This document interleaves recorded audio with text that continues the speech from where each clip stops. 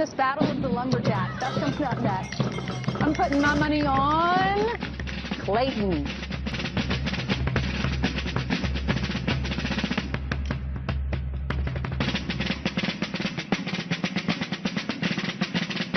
Brett Morse, he's a dairy farmer, and this is his farm that we're on, and hey, all right, this early in the morning.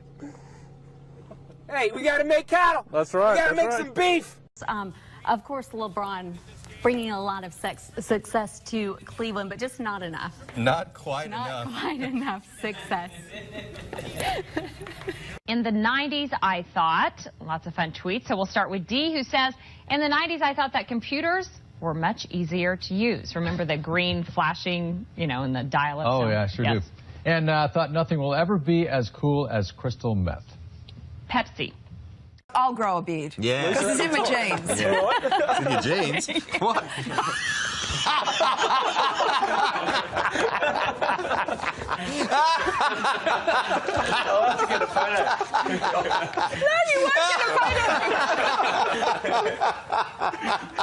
Okay, well, I'm a witness here. What I seen was a horrible, tragic situation.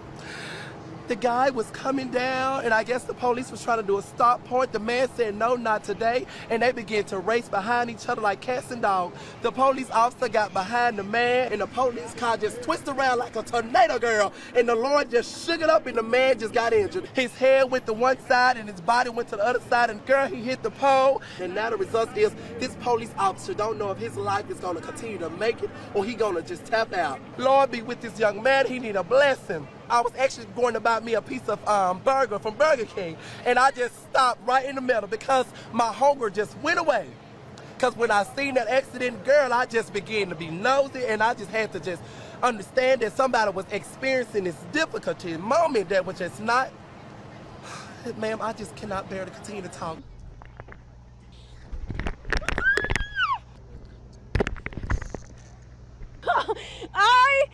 Okay. Woo. Nope. Yes, please. Okay.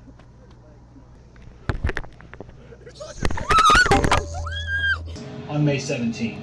But police say the investigation into who shot who and how many of the 9, if any.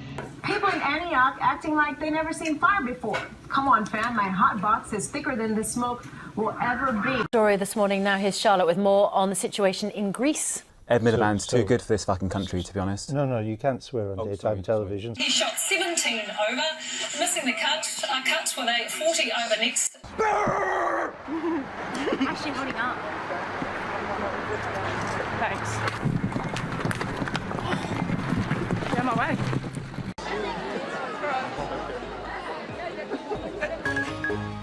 Op het programma alleen artiesten die spektakel combineren met humor. Sorry, het is grappig. En die komen zowel uit België als uit het buitenland. Zoals Gelderschutter.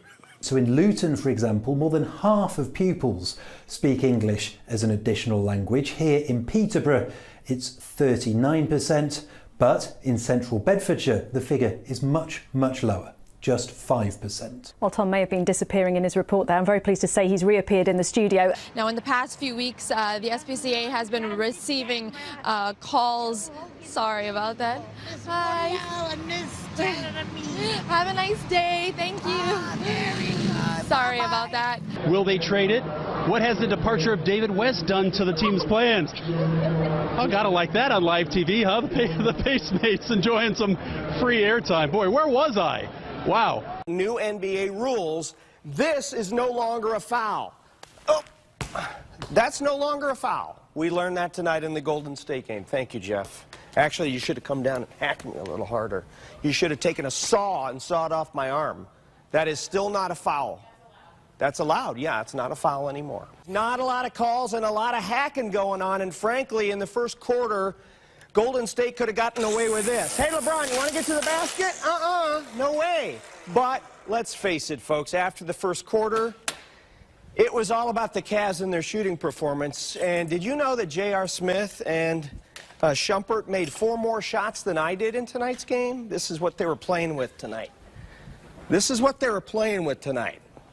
Not basketballs, but bricks. Where are you in Morris? I'm in the back of my tractor trailer. Yeah, and where is there? How close to Interstate 80 are you? Just about half a mile. South of Interstate 80? Just south of it, yeah. Okay, it looks like that circulation, that tornado is between Morris and Seneca. And is it raining heavily around you now? Yeah, and the wind's blowing really heavily, like it's a blast from Howard Stern's asshole. Oh. Had to have one of those, didn't you? I'm concerned about Ryan back in his truck. What should he do right now? Right now, Ryan, are you near a building that you could get into?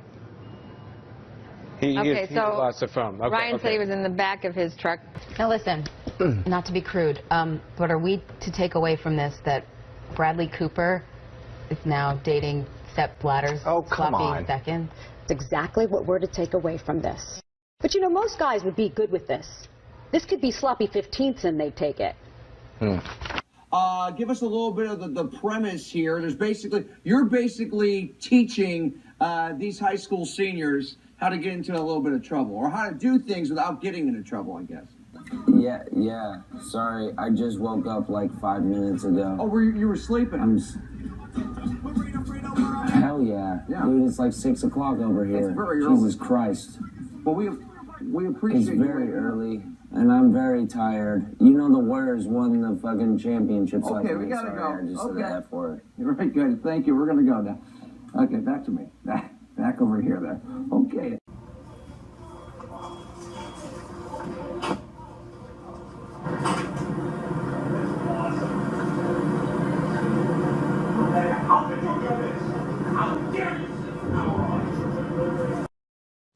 Yeah, we're good.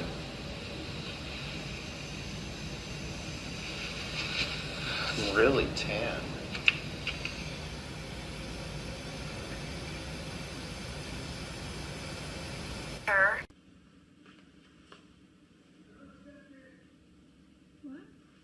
What? Oh, you can just step in. He's gonna check your shot. Oh, okay.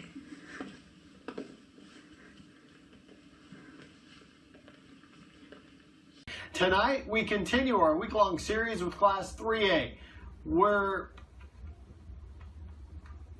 Wait for me on the prompter there. Sorry.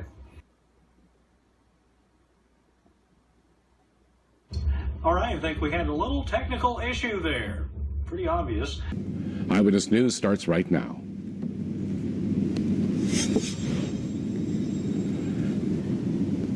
And good evening. Our top story tonight. We are Bushnell Park went pink today for the Susan Komen of Connecticut annual race for the cure, and what a cancer survivor is saying tonight about the amazing event. And a manhunt continues in New York after 2 convicted murderers escaped. The latest on that is coming up.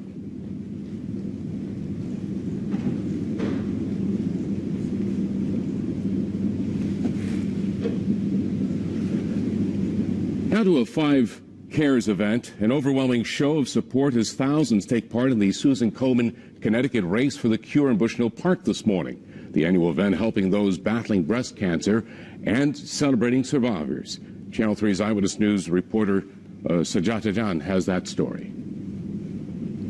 And we're going now right to Hartford, and Roger Susannon is live in Hartford, where they just had a big event in Hartford. Roger, you're talking violence. Does this offend you? It's a Confederate flag. Is it a symbol of Southern pride or a symbol of hate? And then, what about this? Does this offend you? This word. President Obama said it out loud in an interview, and a lot of people are shocked. This shouldn't happen to anyone. The whole thing that we have been talking about is whether this is terrorism or not. And I think it is terrorism. By any stretch of the imagination, you can understand that people are upset. But, you know, we're going to continue to talk about that. The president himself said he's angry today. Right. And local leaders said they are angry, too, that violence like this can't happen in a church. But everyone I've spoken to as well has also talked about healing. Yeah. I just think it's really sad that when we have 9 people who've lost their lives. We're going to take a break. We're going to take a break. And so we we have to deal with something like this. But I think it's important, too, that people see the ignorance of it. An unnerving sight today at a London gay pride celebration. An ISIS flag among a sea of rainbow colors. CNN International assignment editor spotted the flag and was able to snap these pictures. Joining me on the phone from London is CNN's international Lucy Paul. This man, quite distinctive from the rest of the crowd, he was dressed in black and white, whereas everyone else was brightly coloured, as you can see from the photos. This man dressed in black and white was waving what appears to be a very bad mimicry, but a very clear attempt to mimic the ISIS flag, the black and white flag with the distinctive lettering. I mean, if you look at the flag closely, it's clearly not Arabic. In fact, it looks like it could be gobbledygook.